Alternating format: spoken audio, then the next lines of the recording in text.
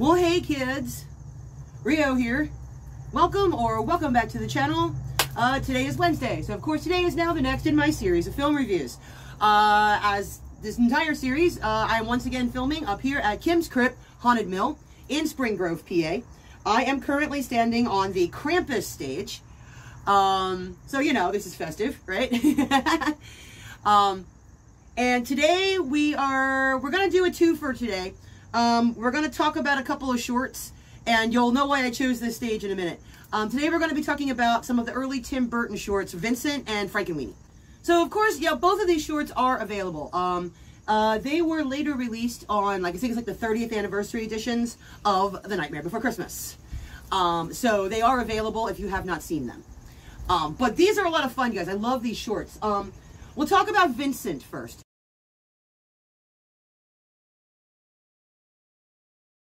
But Vincent is really just the story of this 7-year-old boy named Vincent Malloy.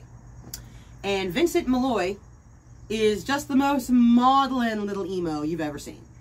He fantasizes a life of Vincent Price. He, the writings of Edgar Allan Poe and all of this kind of stuff, right? You know, if only my life were tragic. The whole thing is actually read in a rhyming prose by Vincent Price. And that is our only voice that actually gets featured in the short itself, is just Vincent Price reading this prose. So good. Let's face it, anything with Vincent Price on it, you can't go wrong. It's very tongue-in-cheek, but so well done, because you have that beautiful reading of the prose. And yes, it is in fact in prose. It's adorable. It's absolutely adorable. Any emo kid, goth kid, baby bat, if you saw this at a certain age, this was the blueprint. It's so cute, you guys, and it's absolutely worth looking at. I don't really have any trailers for anything for these, but just take my word for it. I believe it's 30th anniversary or 25th anniversary. I can't remember which. For the Nightmare Before Christmas DVD set, Vincent is on there. This was all done when Tim Burton was working as a conceptual artist for Disney. And he was working with Disney animator Rick Heinrich, stop motion animator Steven Chodo, you know who the Chodo brothers are, right?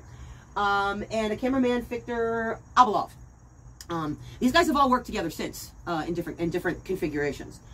And I don't have a credit for the music on Vincent. It's pretty straightforward, but I don't have a score composer for that. I don't know why I don't have that information.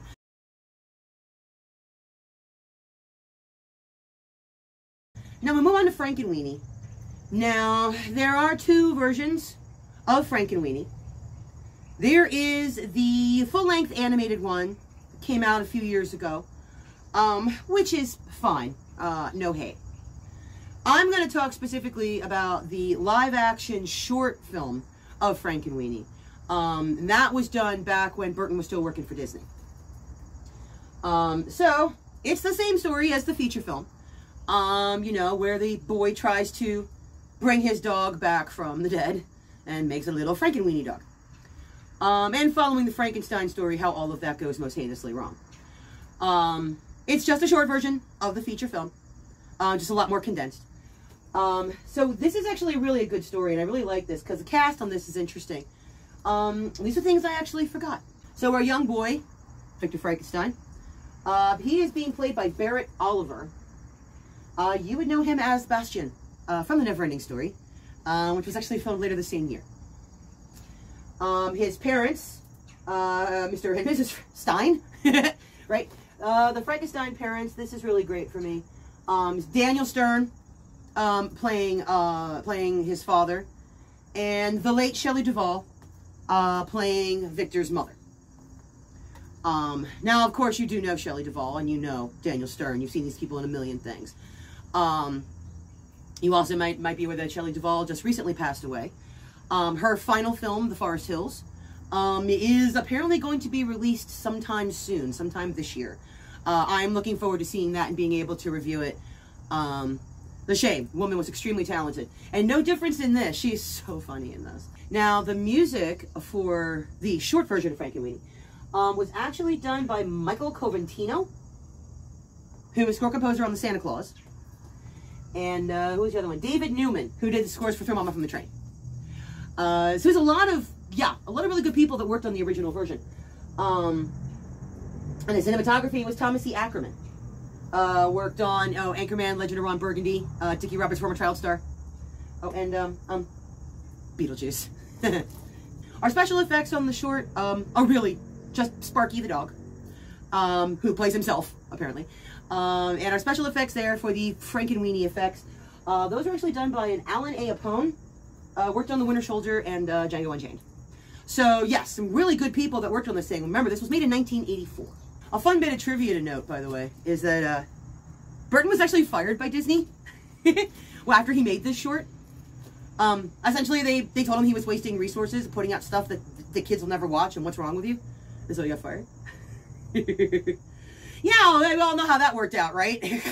Then when Nightmare came out, they couldn't wait to put these shorts on the on the collection.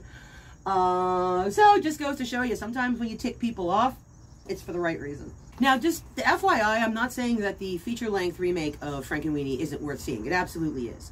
There are some cast changes on that one, though. Just so you know that for the longer version, that came out in 2012. And the parents are now played by Catherine O'Hara and Charles Tahan, are playing Mr. and Mrs. Frankenstein. We also have voices by Winona Ryder, Tom Kenny, D. Bradley Baker, Jeff Bennett, and of course Frank Welker as Sparky the Dog. So all of this is good, right? Like, these are all quality performances. There's nothing wrong with the long version at all. I just prefer the short. And apropos of nothing, we all know the fan theory, right? I just want to throw it out there. I'd be curious to hear your guys' thoughts in the comments on this one. So there was a fan theory that says all of these movies are connected. I don't remember precisely how it goes, but that Frankenweenie leads to Corpse Bride, leads to Nightmare Before Christmas, that they're all the same characters, or perhaps generations of the same family. I think that's what it was. Yeah, that those are all related. That the little boy in Frankenweenie and his dog are related somehow to Victor and his dog in The Corpse Bride, which ultimately leads us to Jack Skellington, right, and Zero. That they're related, they're all the same person, different timelines. I don't know, man. You guys tell me. If you know more about that theory, I'd be curious to hear more about it, because I'm not so sure it doesn't have merit. So I'm willing to entertain the possibility. Okay, well, I guess that's going to be it for me for this week. Like I said, I'm here. I'm going to be up here all this time filming at Kim's Crypt Haunted Mill in Spring Grove, Pennsylvania. Our website's right here. This place is a lot of fun if you're going to be in the area. You can come see the Krampus stage and all these other places that I've shown you. Remember, they look a lot different at night. But we've got 5 attractions, 2 escape rooms. We've got a full midway with food trucks and wandering characters on 62 acres of land. This place is fun.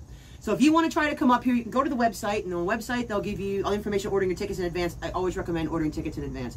Further into October you get, it's a lot harder to try to get in here. We do off-season events, too, at Christmas and stuff, too. So you can watch the website for when all of those come up. All right, so I guess that's going to do it for me this week. There's a subscribe button here somewhere. If you guys want to hook up and join me, you can see what I'm doing next, as I don't know yet. But hopefully I'll see you guys next time, and we'll figure it out together. See ya.